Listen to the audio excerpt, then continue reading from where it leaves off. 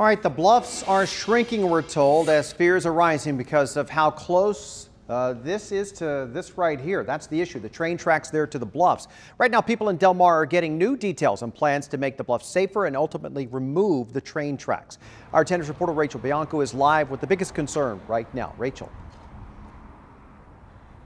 Steve, that would be time. Sandag says it'll be 2050 before the tracks can be moved, and the people who live near the bluffs and city leaders say that timeline has to be accelerated.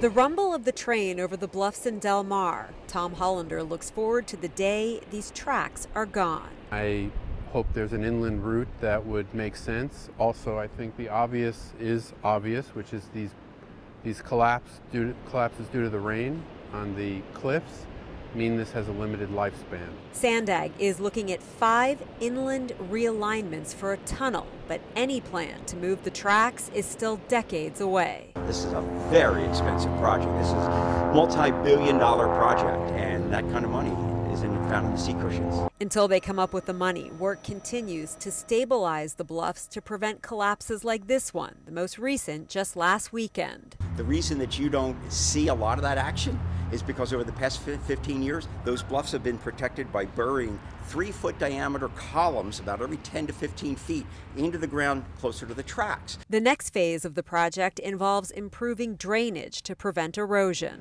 And the most vulnerable areas have absolutely been protected, and they've been protected over a series of projects over the past 15 years.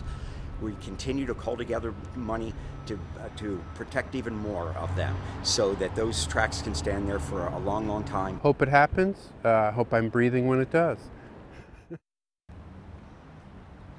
A lot of people in tonight's meeting saying the exact same thing. The estimated cost to move the tracks is around $3 billion. City leaders also pointed out again tonight that roughly 12 people a year are killed by trains through this area.